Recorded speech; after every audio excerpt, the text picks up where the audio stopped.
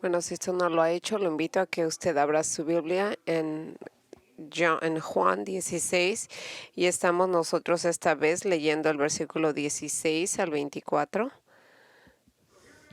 Y aquí estamos en la iglesia, amén. La iglesia, ¿estamos felices? Sí.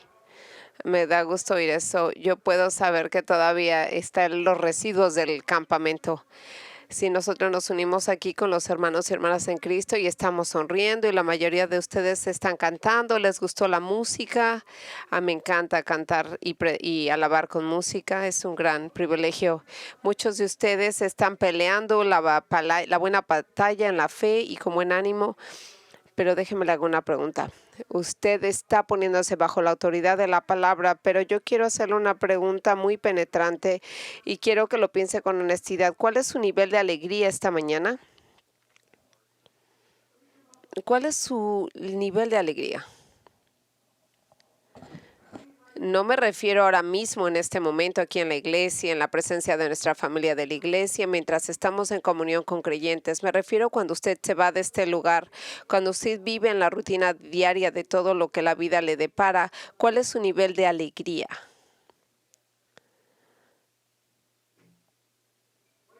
¿Cuál es su nivel de alegría cuando un ser querido fallece, cuando sus finanzas están escasas, cuando hay problemas en el trabajo, cuando ser padre lo lleva al borde del agotamiento, cuando no se cumplen sus expectativas, cuando se esfuerza por hacer lo correcto y las cosas le salen terriblemente mal? ¿Cuántos de nosotros hemos estado en esas situaciones? ¿Cómo se siente usted? ¿Cuál es su nivel de alegría? ¿Tiene alegría? Y si no, ¿usted lucha por la alegría? Incluso sabe cómo lograr la alegría o el gozo. Estoy muy seguro de que para muchos de nosotros que estamos hoy aquí, el gozo es un fruto del espíritu que parece muy esquivo. ¿No es cierto que muchas de las circunstancias de la vida parecen quitarnos el gozo? Amamos al Señor, deseamos servirle, pero estamos activos en el ministerio, estamos disciplinados en la fe, pero no hay verdad que hay muchas veces en lo que después de hacer toda esta vida cristiana, pero dentro de nosotros hay un vacío. Nos vemos bien por fuera, pero por dentro sentimos que simplemente estamos siendo y vamos por los movimientos espiritualmente. Y si no tenemos cuidado, podemos justificar fácilmente que buscar la alegría en todos los lugares equivocados. Por ejemplo, considere cómo el mundo busca la alegría y la felicidad. En su clásico libro Mero Cristianismo, el exateo C.S. Lewis ofrece una idea de cómo aquellos esclavizados por el humanismo secular han buscado el gozo. Él escribe: todo lo que llamamos historia humana, dinero, pobreza, ambición, guerra, prostitución, clases, imperios, esclavitud, es una larga y terrible historia del hombre tratando de encontrar algo más que Dios que lo haga feliz. John Piper, al comentar sobre la declaración de Lewis, agrega lo siguiente: todo pecado, desde la esclavitud hasta la prostitución, el racismo, el terrorismo, la extorsión, las chispas que encienden las guerras mundiales, todos son impulsados por el deseo de felicidad y alegría alejados de Dios. El mayor peligro que enfrentamos no es el ateísmo intelectual, es el negar que Dios existe. Nuestro problema más desesperante es el ateísmo afectivo, negarse a creer que Dios es el objeto de nuestro mayor y más duradero gozo. Este es el corazón de nuestra necesidad. El necio habla desde lo profundo de sus afectos y anhelos y declara: Dios es irrelevante. Este es el ateísmo afectivo que asola todo corazón. Y ciertamente sabemos que el mundo en general, en su estado de total depravación, busca encontrar el gozo aparte de Dios, alejados de Él. Sin embargo, para nosotros, yo quiero decirle que como cristianos, aunque conocemos a Dios y amamos a Dios, muchas veces nosotros caemos en la trampa del ateísmo afectivo. No es que neguemos a Dios, sino que no vemos a Dios como la verdadera fuente de nuestro mayor y duradero gozo. Y encontrar nuestro gozo en Dios es un gozo por el cual vale la pena luchar. Esta mañana vamos leyendo Juan 16:16, vamos a ver que nosotros si ponemos nuestros afectos en cualquier otra cosa o persona que no sea Él, es quedarse corto. En un momento en el que los discípulos estaban muy tristes, Jesús les ayuda a comprender dónde se encuentra el gozo verdadero y duradero. Y Él les asegura que esta es una alegría que nunca puede ser borrada o negada por nada ni por nadie en este mundo. Aquí en nuestro texto, Jesús, a través de los discípulos, nos muestra cómo luchar por la alegría. Él establece 3 principios clave que quiere que recordemos para mantener siempre la alegría, incluso en medio de los sufrimientos y tristezas de este mundo. Esas son las verdades eternas para que recordemos también, para que podamos decir como lo hizo Pablo en Filipenses 4:4, regocijados siempre en el Señor, y de nuevo diré, alégrate. Esta mañana cubriremos el primero de los 3 principios y, si Dios lo quiere, los otros 2 la próxima semana. Antes de que analicemos nuestro pasaje, déjeme darle un poco del contexto. En Juan 16 encontramos a Jesús cerca del final de su ministerio terrenal. Acababa de pasar un tiempo intensamente personal e íntimo con los discípulos en lo que conocemos como el discurso del aposento alto. Los discípulos luchaban por entender todo lo que Jesús estaba diciendo. Las cosas no iban en absolutamente como lo esperaban. Jesús les informó que los dejaría y que regresaría al Padre, y Él les informó, a donde yo voy ustedes no pueden seguirme ahora. Fue en Juan 13:36. Por lo que los discípulos, sin duda alguna, quedaron atónitos por esto, junto con muchas otras cosas que Jesús les dijo en su tiempo, junto con los otros. Y nosotros vemos que aquí en el Evangelio de Juan, el discurso del aposento alto se extiende hasta el final del capítulo 14, en el cual Juan, en 15 y 16, venimos a leer acerca de los eventos que tuvieron y se dieron al lugar cuando Jesús y los discípulos se dirigían al jardín de Getsemaní, donde Jesús eventualmente sería arrestado. En el capítulo 15, Jesús habló de los discípulos acerca de la relación con Él. Él es la vid y ellos son los sarmientos. Habló con ellos cómo debían amarse unos a los otros. Aunque antes de que los discípulos pudieran recuperar el aliento, Jesús los sorprendió nuevamente al hablarles del odio del mundo hacia ellos. Jesús profetizó que serían perseguidos, asesinados por la causa de su nombre, diciendo que aquellos que lo hicieran pensarían que estaban ofreciendo un gran servicio a Dios. Y a medida que vamos avanzando en el capítulo 16, Jesús prometió enviar a otro consolador, el Espíritu Santo, quien moraría en ellos y les enseñaría todas las cosas y les recordaría todo lo que Jesús había dicho. Reveló cómo el Espíritu daría testimonio a través de ellos para convencer al mundo del pecado, justicia y juicio. Ahora, mientras todo está pasando, póngase usted en los zapatos de estos discípulos por un momento. Recuerde ¿cómo se habrán sentido en ese momento? Recuerde, esta revelación les llegó antes de la cruz. O sea que ellos no tenían idea de lo que venía.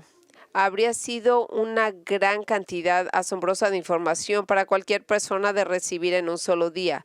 Era abrumador para los discípulos. En este punto, los discípulos no tenían ninguna categoría que te daba algún sentido de lo que el Mesías estaba hablando, que le abandonaría los planes de su reino terrenal y que moriría y que sería resucitado, pero mientras tanto les iba a mandar a otra ayuda.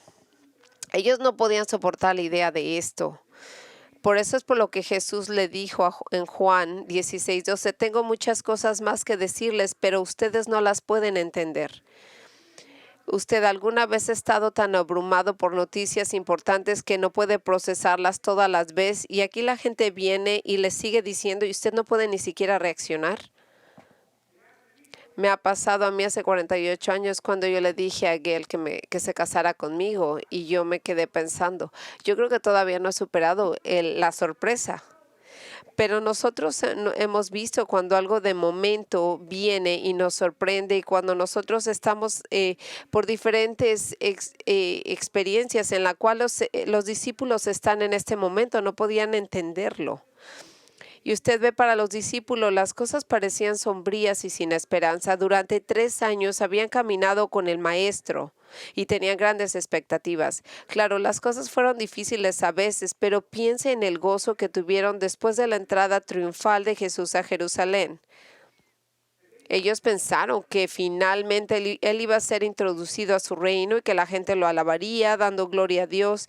Y ahora esto, Jesús saliendo, se va. No hay ningún reino terrenal, no hay cambios políticos ni militares.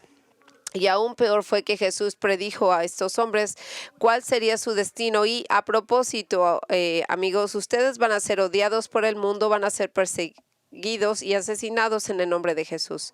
Y todo esto incluso antes de que tuvieran que soportar el horroroso impacto de que Jesús iría a la cruz a morir. Estoy seguro de que lo último en lo que los discípulos estaban pensando en ese momento era ¡qué alegría!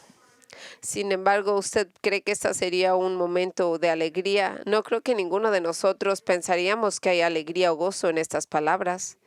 Y sin embargo, en un momento en los que los discípulos estaban tan asustados, más tristes, temerosos, más inseguros, Jesús está a punto de enseñarles algo acerca del gozo. Te voy a enseñar algo del gozo. Uno pensaría que este sería el peor momento para hablar sobre el gozo, pero para los discípulos este era el momento exacto. Jesús estaba a punto de enseñarles que las mismas circunstancias que estaban a punto de traerles un dolor inmenso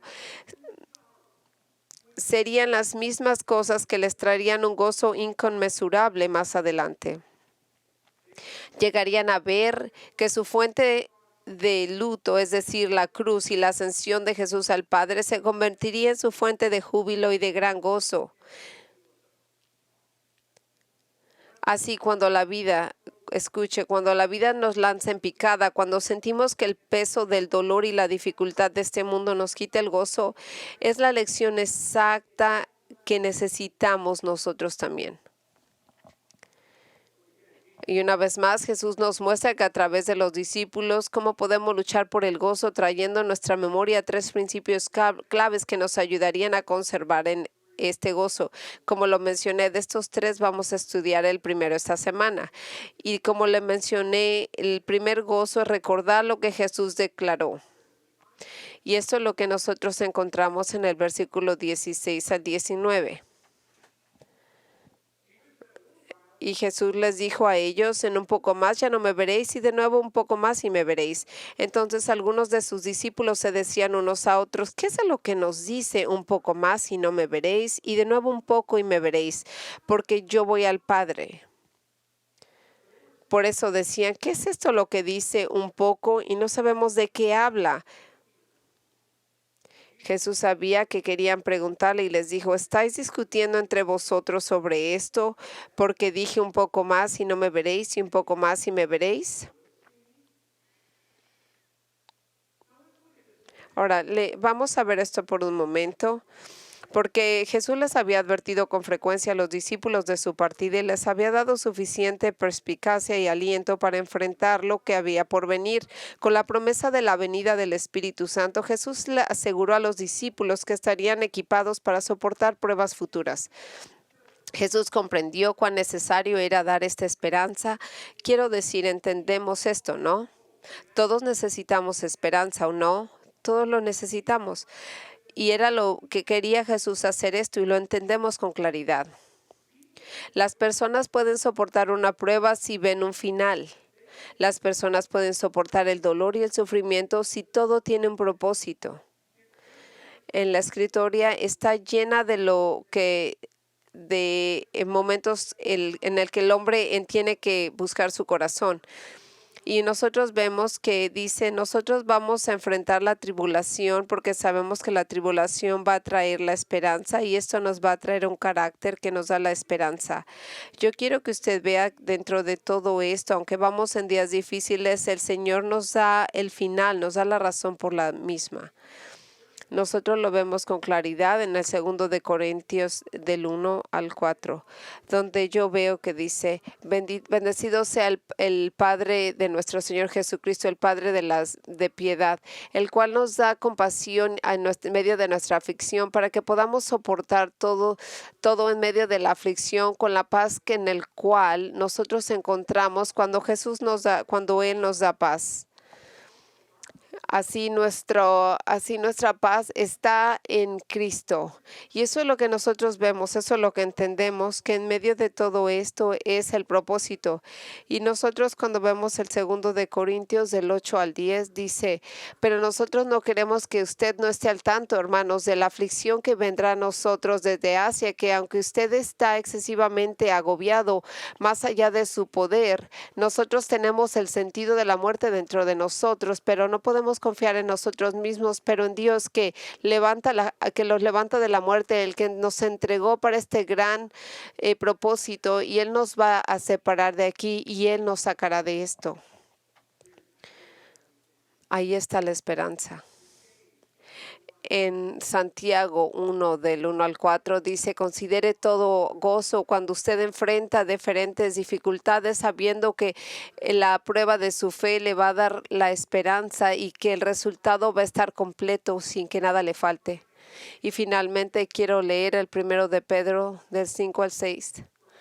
Donde él dijo, y esto realmente nos regocijamos, que aunque por un tiempo fuera necesario, que nosotros estamos afectados por dificultades, para que la prueba de nuestra fe sea más preciosa que el oro, que sea probada por el fuego, que encontramos el honor y gloria en la revelación de Jesucristo.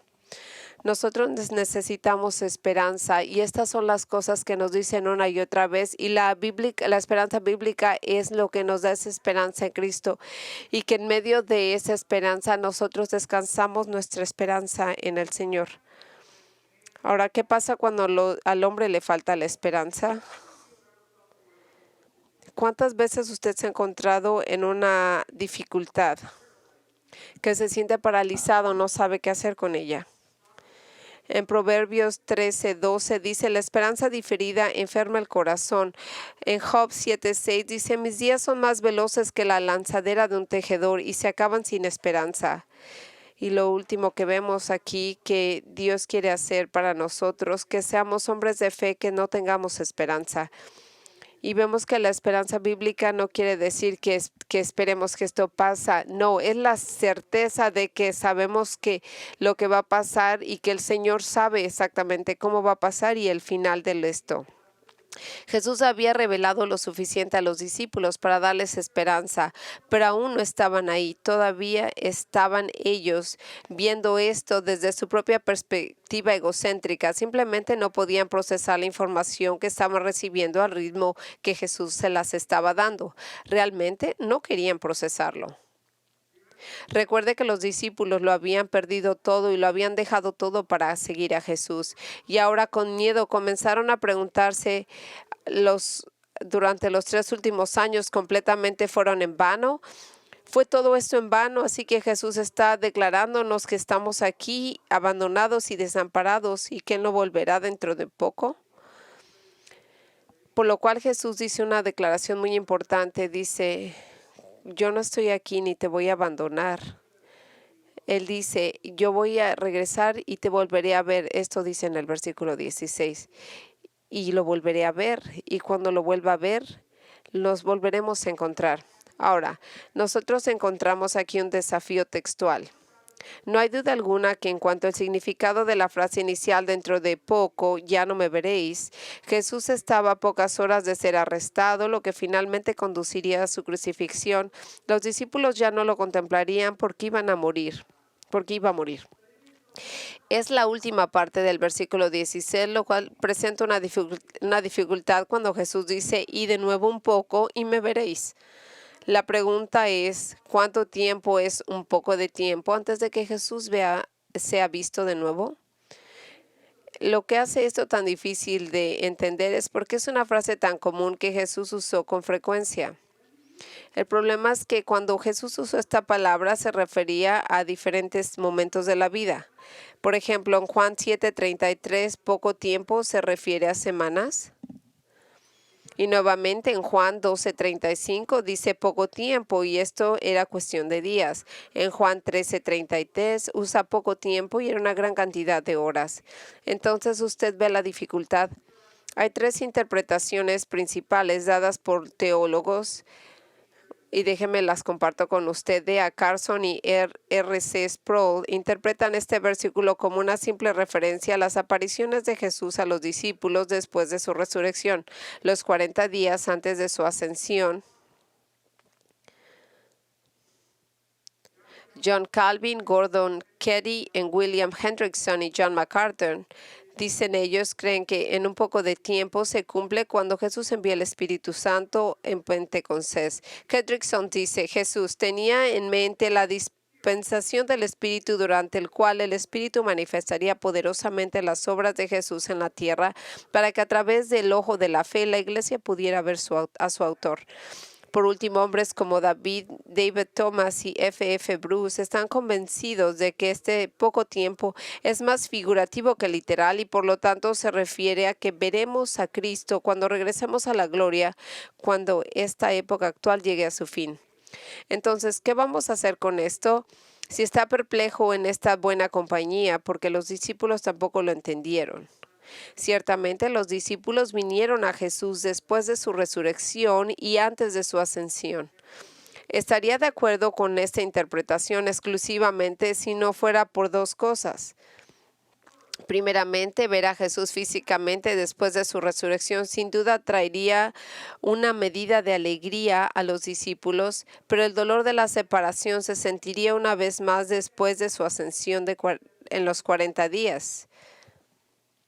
En segundo lugar, después de la resurrección de Jesús fue un tiempo extraño para los discípulos. No tenían cercanía a Jesús como disfrutaron mientras Él estaba en la carne.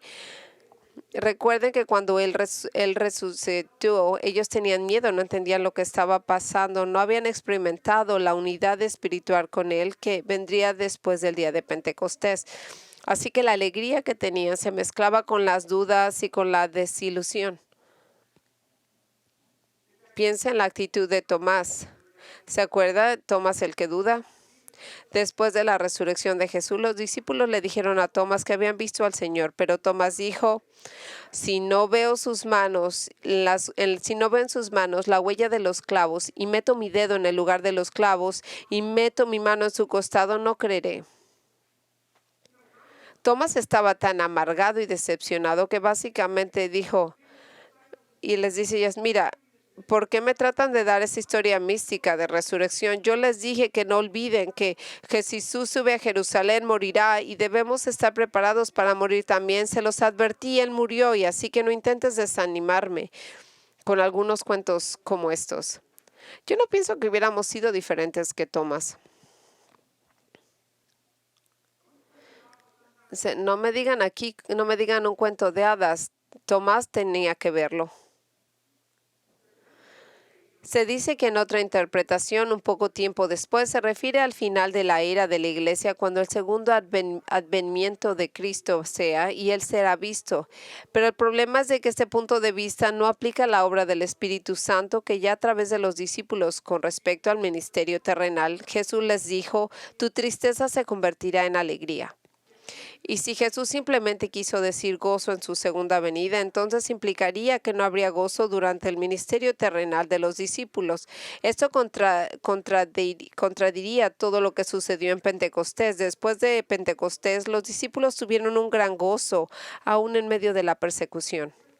Por lo tanto, creo que la interpretación más plausible es la cláusula un poco de tiempo se refiere al tiempo de Pentecostés.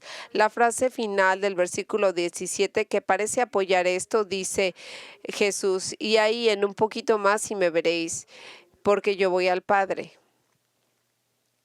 Existe un debate sobre si esta declaración estaba en el texto original porque Él cuando fue al Padre mandó al Espíritu Santo y por medio del Espíritu Santo es como Él se revela a ellos por medio del Espíritu. Y fíjese que en Romanos 8:9 nos dice que el Espíritu Santo es el mismo, el Espíritu de Cristo. En Gálatas 4:6 nos asegura que Dios ha enviado el Espíritu de su Hijo en nuestros corazones. Jesús mismo nos dijo en Mateo 28:20, he aquí estoy con vosotros todos los días hasta el fin del mundo. Entonces, ¿qué vamos a hacer con esto? En un sentido, todas las interpretaciones son posibles porque Jesús fue visto después de su resurrección. Él ha sido visto desde el Pentecostés en adelante a través de los ojos de la fe y del Espíritu Santo que mora en nosotros. Y Él será visto cara a cara en su segunda venida. Sin embargo, creo que contextualmente la frase añadida un poco de tiempo es principalmente una referencia al Espíritu Santo el día de Pentecostés. Y yo le voy a decir que puede ser que alguien esté de acuerdo.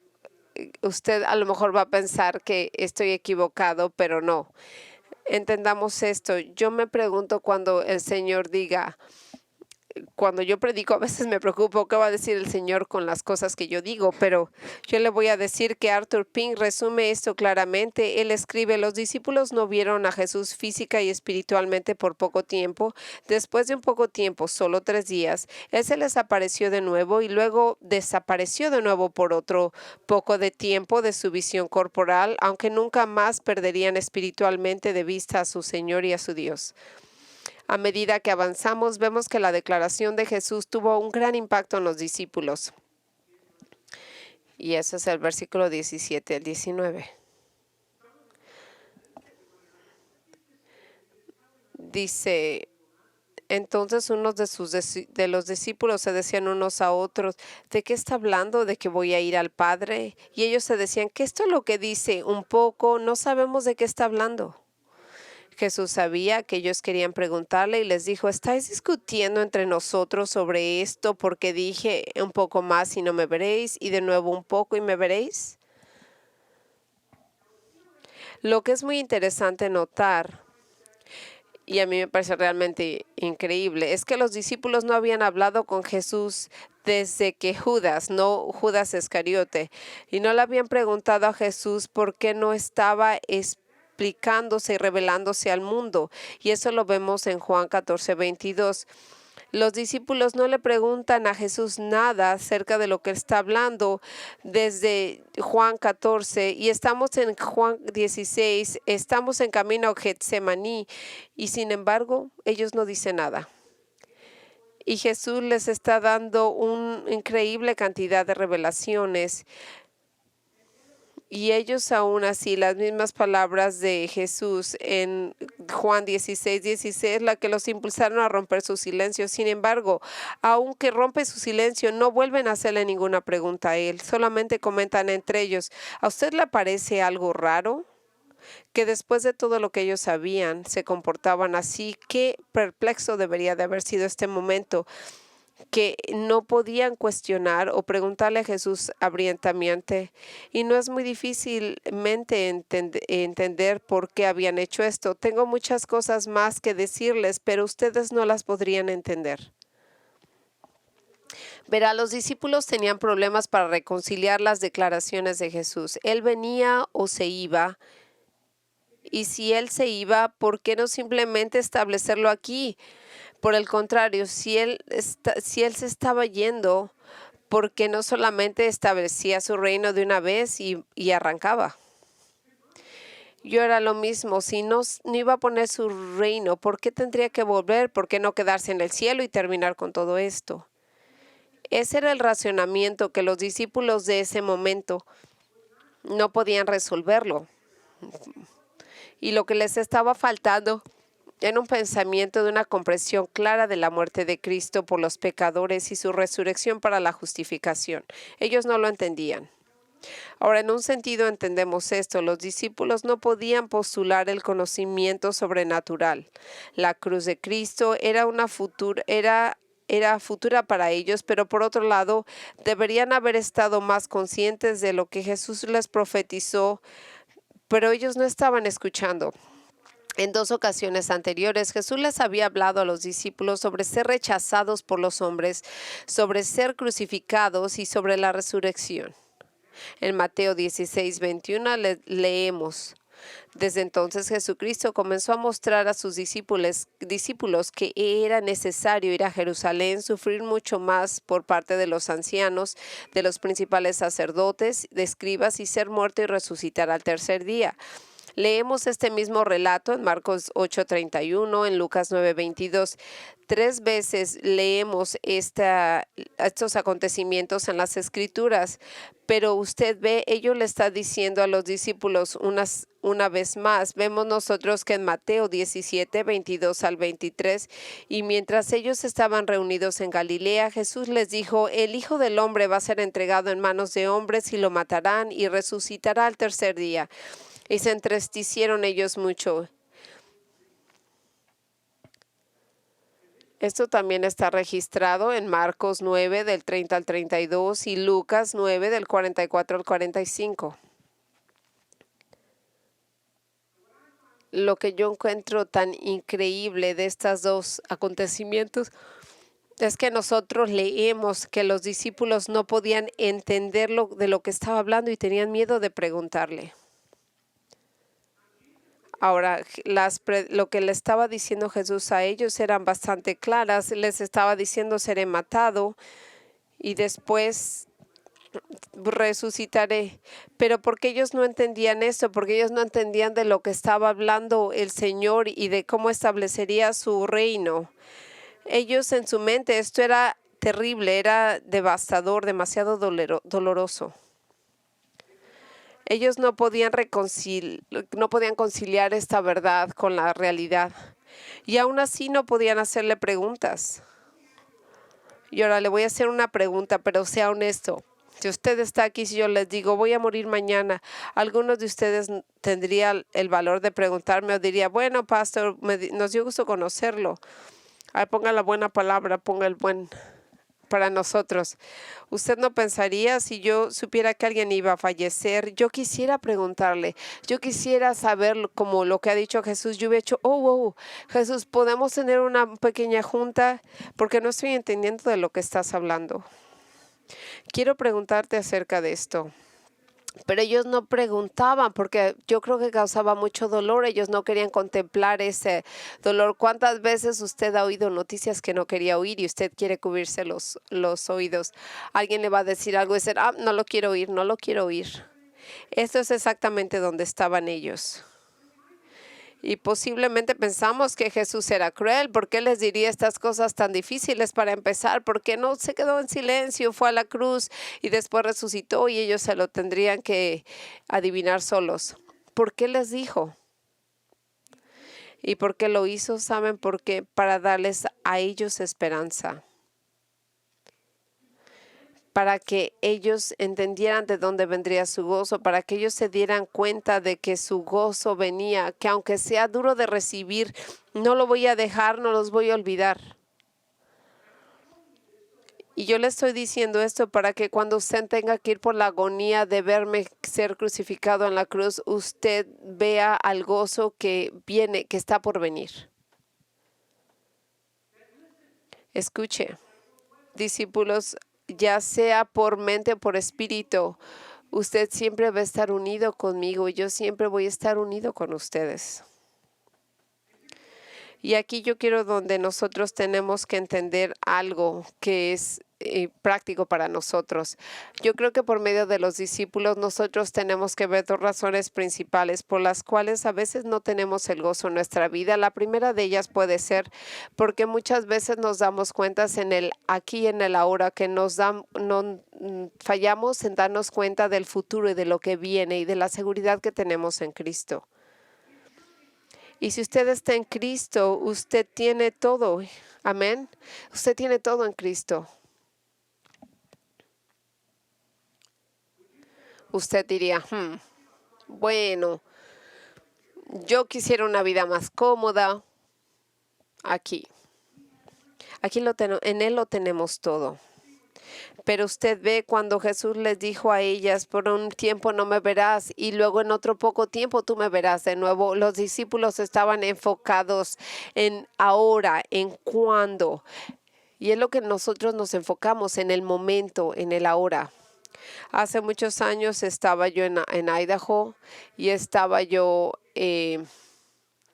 yo fui a esquiar en el agua y cuando yo me paré en el bote y cuando yo me paré, me caí y me resbalé. Le voy a decir cuánto me dolió esa caída y no podía yo zafarme de ahí del dolor. Estaba como atrapada. Yo pensé que el hombre que estaba manejando el bote se iba a desmayar de ver mis heridas y cuando llegó él ahí dijo, ¿sabe que yo hay alguien que pueda arreglar esto? Él fue y me puso una botella creo que era licor o de perfume y me la puso en la herida y dijo, con esto te voy a curar. Yo creo que si hubiera sido un dolor incomprensible. Y yo lo que le voy a decir, que una de las cosas en Idaho es que no había nada. Y entonces tuvimos que encontrar una pequeña clínica en medio de la nada. Y cuando yo voy y veo al doctor y cuando dijo, yo era un carpintero en Chicago, y yo dije, wow. Y no me pregunte por qué, pero en ese lugar donde yo estaba había una ventana que le daba al pasillo y estaba Miguel y mis amigos mirándonos por la ventana. No había privacidad ahí. Y ese doctor agarra una gran aguja y los ojos de mi esposa se abrieron y entonces me da a nosotros. Entonces viene aquí y me da un pedazo de madera y me dice, le digo, ¿qué quieres que haga? La vas a tener que morder. Esto realmente te va a doler. Y sí dolió. Él puso esa aguja en la parte de abajo de mis pies y yo quería desmayarme. Pero sabe que mientras pasé por ese dolor, yo sabía que el tratamiento iba a hacer lo que me iba a sanaría, lo que mi cuerpo necesitaba. Pero fíjese, yo no pregunté, oye, ¿por cuánto tiempo va a doler? ¿Cuáles son los resultados? Y ahora esto mismo es lo que estaban pasando los discípulos. Él les prometió que los volvería a ver de nuevo, que no los olvidaría, que no los dejaría, que no quería que se enfoquen en sus circunstancias, pero más bien en el resultado de lo que vendría. En 3 días ellos estarían gozosos y lo verían después de la resurrección, pero ellos no podían ver eso, ellos no podían pasar ese futuro, ellos no podían entender la promesa de Jesús. Imagínese usted que uno de ellos a lo mejor dicho, bueno, ¿sabes qué? Espérense amigos, escuchen bien con esto. Yo creo que recuerdo que Jesús dijo que sí iba a ser crucificado, pero yo recuerdo algo así como que iba a ser resucitado o algo por ahí. ¿Usted no pensaría que en medio de todos esos hombres alguien recordaría esas palabras?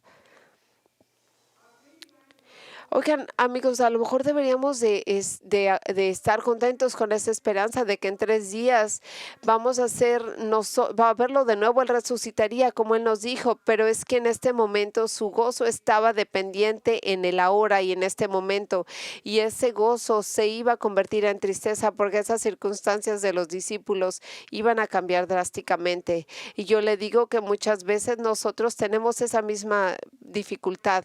Muchas veces nosotros tenemos dificultades y tenemos la tendencia de olvidar a Dios en medio de nuestros problemas. Venimos a pensar en la sabiduría humana y nos enfocamos en el problema y nos olvidamos encontramos esta idea de que Dios nos ha abandonado. Señor, nos has dejado. ¿Por qué pasa esto?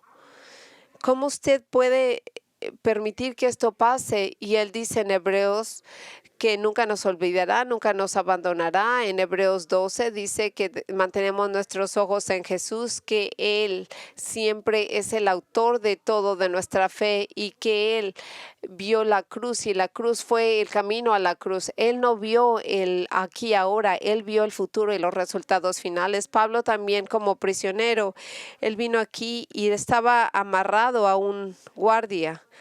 Y entonces cuando vienen aquí, uno tiene que aprender a ver más allá, uno tiene que aprender a mirar más allá de nuestras circunstancias presentes y darnos cuenta de todo lo que tenemos en Cristo.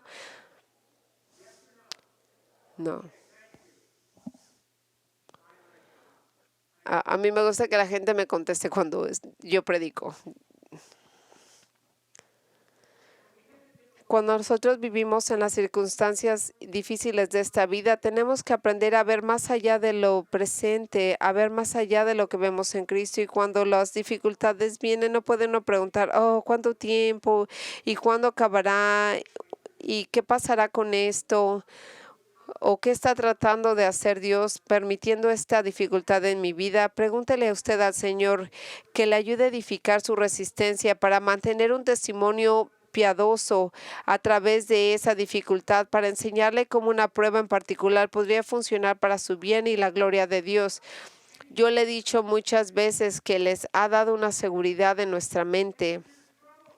Y Él hace las dificultades de un modo perfecto, porque solamente así crecemos. Él viene aquí. En nuestra mente nosotros debemos de estar siempre meditando que la Escritura nos promete que las esperanzas están en Él. Acuerde Filipenses 1:6, que aquel que empezó un buen trabajo en usted lo va a perfeccionar hasta el día de Jesucristo. No vive en la tierra del cristiano nirvano. Mire, yo no quisiera decir esto, pero lo voy a decir de todos modos. Muchas veces yo me pregunto por qué los hombres siempre parece que están tan contentos y nunca parece que tienen dificultades. Yo sé que tenemos gozo y siempre lo tenemos que tener, pero tenemos que pelear por ese gozo. Y tenemos que recordar todos los días que vamos a enfrentar dificultades en este mundo. No es una posibilidad, es algo que es seguro. Y nosotros tenemos que recordar lo que Jesús dijo que íbamos a enfrentar y qué era lo que tendríamos que esperar de este mundo, que somos ciudadanos de otro mundo y que nosotros vemos cómo Jesús nos recuerda cómo manejar nuestras circunstancias. Recuerde que nada nos puede separar del amor de Dios. Recuerde que nadie ni nada nos puede separar y robar del gozo eterno que Dios pone dentro del corazón de todos los creyentes. Y siempre acordarnos de la aflicción momentánea es liviana y que produce en nosotros un peso eterno de la gloria que sobrepasa todas las situaciones. No se obsesione con el ahora y aquí. Todos queremos gozo, todos queremos alegría y la necesitamos, pero mire los resultados de todo lo que está atravesando y regocíjese en esto, en que lo que usted tiene en Cristo. Y si usted siente que en algún momento le están robando la alegría, luche por ella, recordando lo que Jesús declaró. Además de obsesionados, regrese a este punto de la Escritura, recuerde lo que ha leído, lo que sabe del Señor. Además de obsesionarnos con el aquí y el ahora, hay una segunda razón por la que a menudo no tenemos gozo. Y es la misma que, al igual que los discípulos, hay momentos en que no hacemos preguntas. Esto puede parecer un punto extraño de aplicación, pero es increíblemente relevante. Es una de las razones principales por las que los discípulos no encontraron gozo en las horas críticas de sus vidas. Los discípulos tenían miedo a hacer preguntas. Durante todos estos versículos que hemos leído, ellos no hicieron una pregunta. Y yo pienso cuántas veces en los evangelios las cosas habrían sido registradas de una manera diferente si los discípulos solo hubieran hecho un par de preguntas. ¿No es cierto que a menudo queremos hacer alguna pregunta y nos sentamos en la escuela dominical o estudios bíblicos y contemplamos un sermón y las cosas despiertan nuestro interés o nos hacen pensar en alguna pregunta, pero no la preguntamos? ¿Pero por qué no la preguntamos?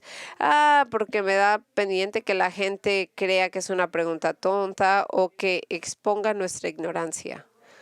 Me encanta lo que dice John MacArthur acerca de esto. Disfruta tu ignorancia, es la base misma de tu comprensión. Aleluya. Esto es profundo. ¿Sabe por qué la ignorancia es buena? En el sentido de que nos hace mirar diligentemente nuestras vidas para obtener un entendimiento. La ignorancia apunta a un espacio vacío que necesita ser llenado. haciendo preguntas es algo que es bueno porque llega a cubrir un espacio vacío que necesita ser lleno. Bíblicamente podemos entenderlo de otro modo. Yo no estoy tratando de decirle quién está bien o mal, pero la ignorancia es buena. Bíblicamente nosotros podemos aprender unas verdades que aplican en el punto de las cosas que ignorábamos. Los discípulos estaban profundamente afligidos por todo lo que Jesús les había dicho y no entendían el propósito de la cruz. Pero usted ve, hay demasiados cristianos analfabetos bíblicos porque no hacen preguntas. ¿Cuántas? Y para que sepa, a propósito, vamos a tener una reunión de los ancianos en el cual puede hacer cualquier pregunta que usted tenga. Afortunadamente yo no voy a estar ahí arriba. Pero ¿cuántas personas están sentadas en iglesias doctrinalmente poco sólidas, escuchando cuentos narrados y sin nada ni la más mínima noción o convicción de lo que dicen si es correcto o incorrecto? Gente que nunca ha pensado en cuestionar lo que están escuchando. Yo he hablado mucho con católicos romanos.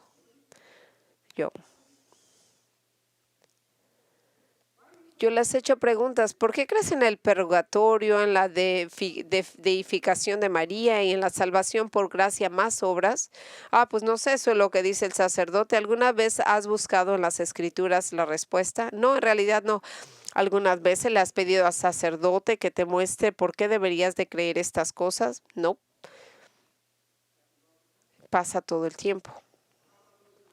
O aquellos en el movimiento de la libre de gracia, porque usted puede negar el señorío de Cristo y simplemente aceptarlo como Salvador. ¿Y en qué parte de la Biblia lee usted que puede decidir aceptar o rechazar a Cristo? ¿Y que la salvación depende tanto de ti como de Dios? Usted siempre trata de poner trabajo a nuestra salvación, quitándonos nuestra libertad. Si alguna vez le ha dicho a sus hijos y les está preguntando, ¿entiendes lo que yo te dije? Y tienen una mirada así como incomprensible y que no tienen ni idea de lo que está hablando. Escuche, cuando se trata de la fe, no hay gozo más grande que el no estar atado. No puede encontrar gozo si no ha estado en una verdad bíblica. Durante tiempos difíciles es nuestra sólida comprensión de la verdad y las promesas de las Escrituras lo que nos ayuda a resistir, lo que nos permite que el gozo de nuestra salvación brote dentro de nosotros. Incluso cuando las cosas por afuera parecen desmoronarse y cuando el Espíritu Santo descendió sobre los discípulos y los otros en Pentecostés, se encendió la bombilla, se les prendió el foco. Como creyentes estaban habitados en un mismo espíritu. Y esto es lo que yo le digo a usted. Haga las preguntas. Sepa por qué cree lo que usted cree. Esa es la clave para mantener su alegría.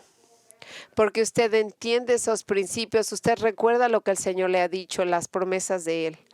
Necesitamos pelear por la alegría. Un espíritu que está un espíritu lisiado es un punto de apoyo en el que el diablo se va a regocijar, y en este mismo, como vemos en el apóstol Pablo que nos exhorta, que nosotros teníamos a regocijarnos.